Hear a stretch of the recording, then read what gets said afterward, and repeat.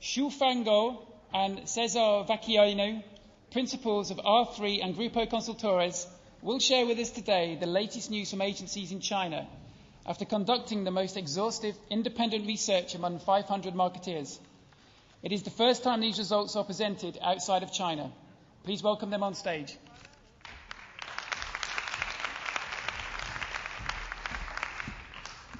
Ni hao. Bonjour.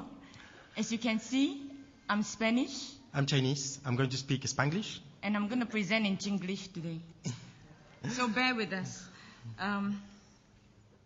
We thought before we get into the whole survey, you should know how the Chinese and the Spanish got together to do this survey. 6 years ago, my partner and I, Greg, when we started the business, when we started R3 in Asia, we were amazed that there was a conference in New York called the App Forum where consultants like us get together and share and hear from agencies all over the world on what they're doing and why we should put them in pictures and so on and so forth. And when I got into the room, not only was I the only Asian, I was the youngest, and I thought, oh my, is this a dying industry? Is it just a bunch of retired agency management people now thinking they know better than the agencies? But I was delighted when I saw Kika and Angel, and they're here today, and they brought life to the whole party.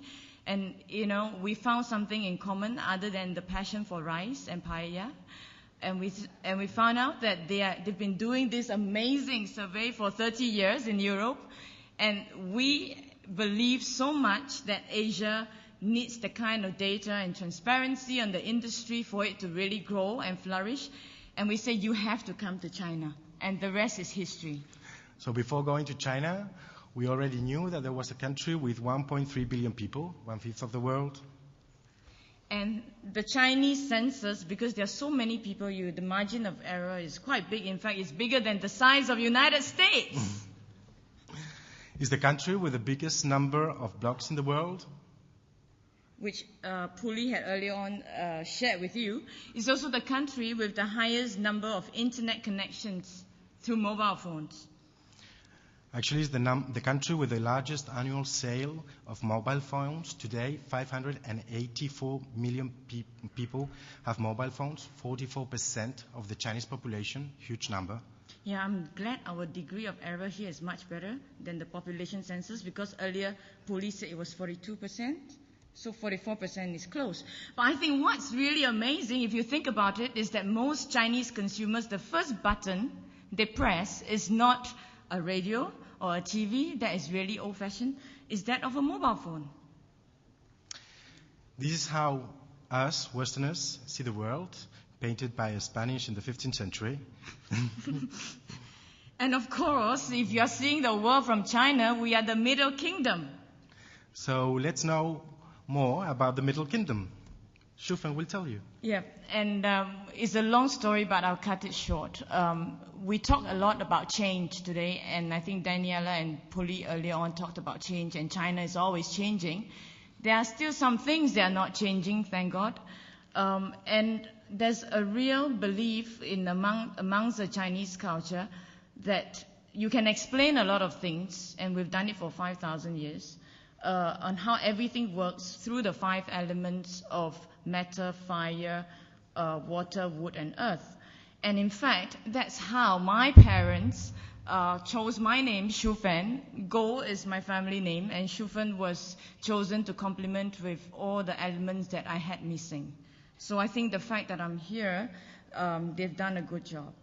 But not everyone chose their name that way, just like not everyone behaves the same way in China now.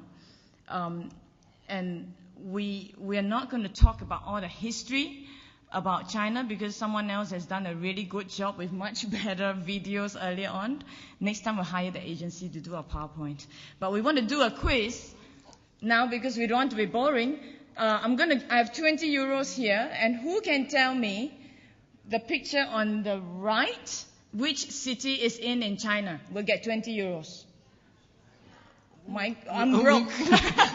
You don't have enough. I'll come to you. And And that's right, the Terracotta Warriors are in Xi'an. And it's an amazing place. You should check it out. But there's really, it's a long way to go. Sorry. And we're not going to talk about the fact that the Chinese invented paper, bronze, porcelain. That's really yesterday. And certainly, we've all had enough of politics these days. We're not going to talk about the political movement of China, from Deng Xiaoping to Mao.